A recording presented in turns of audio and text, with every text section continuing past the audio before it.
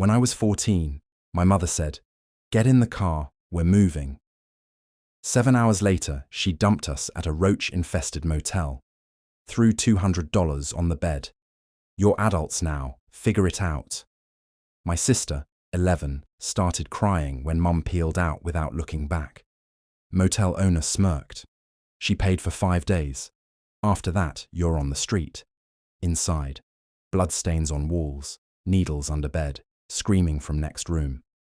Found her note. "Your father's doing 25 to life. I'm not wasting my youth on you two. New life, new me. Forget I exist. No emergency contacts, no family phone numbers. Just 2 kids in a city where nobody knew our names." Sister sobbed every night. Why did she leave us? I lied. She'll be back. Day 6. Manager banged on door. Money or streets? I begged for dishwashing job. 4-hour under table. Sister sat by window for months, watching for Mum's car. That was 9 years ago. 4 days ago, my revenge in action. My phone lit up with 50 hysterical screaming. "It's your mother! Please, God, answer me! Everything is falling apart. I'm begging you. You think you can just waltz back in here after 9 years and play mom?" My voice didn't crack. It cut. "Don't you dare speak to me like that, Daniel." Her hands were trembling, but her eyes still searched for control, like she could rewrite history by glaring hard enough. Control? I laughed, not because it was funny, but because it was that, or choke on my own anger. "You lost the right to that the day you left us in that motel." The living room felt like a war zone. My younger sister Emily frozen in the corner, my uncle shifting uneasily, and my mother trying to make herself the victim. My name's Daniel Carter, 23 years old. 9 years of silence between me and the woman standing across from me. 9 years of minimum wage jobs, sleeping in borrowed couches, stealing Wi-Fi from library parking lots just to help my sister finish school. I'm not here for reconciliation. I'm here because she called 50 times in one night, screaming that her world was falling apart. And I answered. That was my first mistake. The family lineup. Linda Carter, 61. Our mother. Sharp tongue, sharper self-interest. Abandoned us at 14 and 11. Emily Carter, 20. My sister. Quiet, compassionate, still nursing a wound she won't admit exists. Uncle Ray, 58. My dad's brother. A man allergic to conflict until it's too late. "I need you to sign these," she said, sliding papers toward me. Mortgage transfer. On her house, the one I never lived in. "You co-sign, the bank won't take it. I'm already 3 months behind." I stared at her like she'd just asked me to dig my own grave. "You want me to bail you out after what you did?" Her voice turned venomous. "I'm still your mother." Emily's voice trembled. The kind of tremble you hear when someone's holding back years, not seconds. "Daniel, maybe we can just..." "No." My tone didn't just cut her off, it froze the room. My words felt like broken glass in the air. I turned toward her, not because I wanted to hurt her, but because she needed to remember. "I've been the one paying your bills, Emily.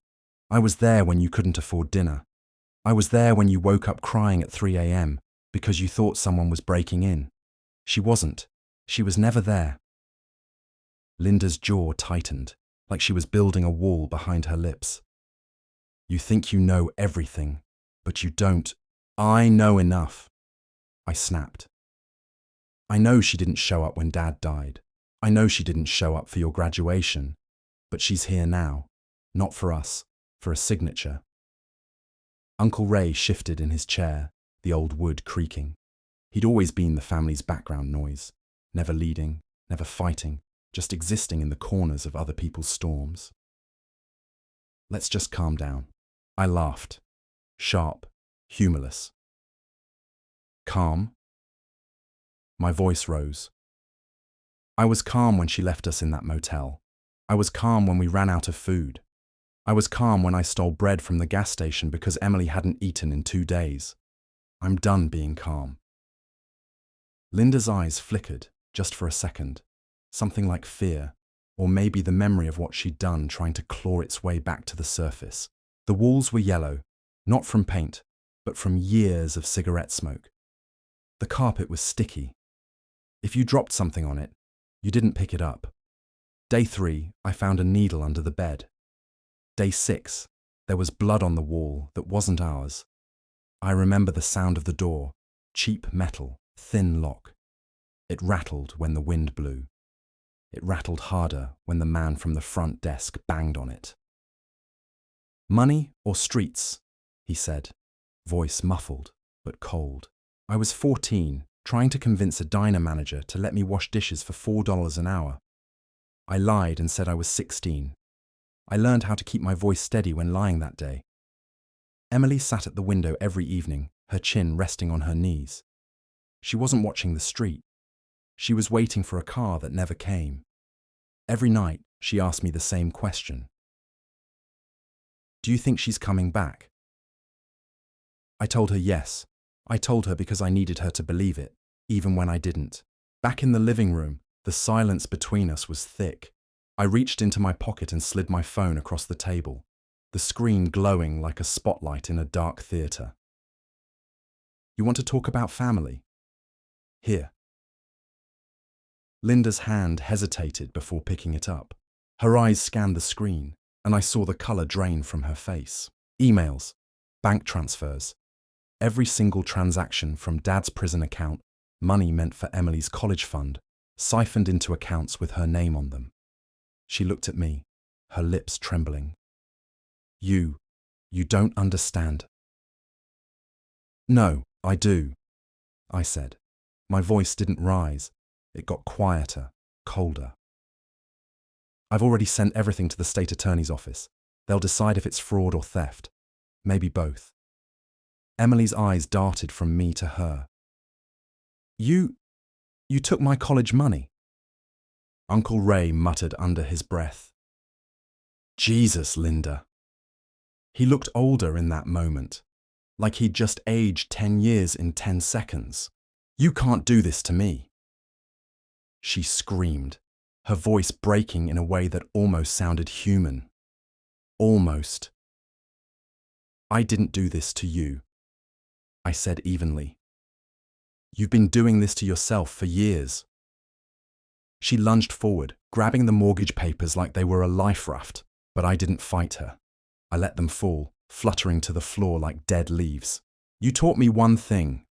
Survival," I said, stepping back.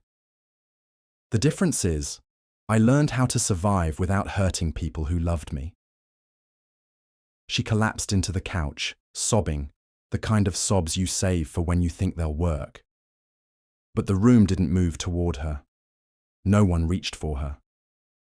Uncle Ray stood and left without a word. His footsteps were slow, deliberate, like each one was pulling him further from a lifetime of bad choices. Emily. She didn't cry. She didn't speak. She just stared at me like she was trying to decide if I was the hero or the villain in her story. I walked out into the cold night air. The quiet hit me harder than the shouting ever did. Emily followed me, her jacket half zipped, breath clouding in the dark. "You really sent it?" she asked. "Yeah." She nodded once, slow, like her brain was turning over something heavy. "I don't know if I hate you or love you right now." "That's fine," I said. "At least you don't have to wonder if I'm coming back." For the first time since the motel, I felt something shift. Not relief, not victory, just space. Space where the weight used to be. 3 days later, Emily texted me. She called. She's different, scared. She said she was sorry. I stared at the screen for a long time, not because I was deciding whether to reply, but because I realized I didn't need to. Forgiveness wasn't about erasing what happened. It wasn't about a hug or a tearful reunion in a kitchen that smelled like coffee. It was about letting go of the leash she'd had around my neck for 9 years. Emily's starting nursing school next fall. I'm working double shifts, not because I have to, but because I want to. For her, some nights I still think about that motel window. Emily's hands pressed against the glass, waiting. But now, the only person we're waiting for is ourselves. And for the first time, we've both finally arrived. If you've ever been left behind by the people who were supposed to protect you, you know this pain. What would you do in my place? Would you let them back in or close the door forever? Drop your thoughts in the comments. Your story might help someone else going through it right now.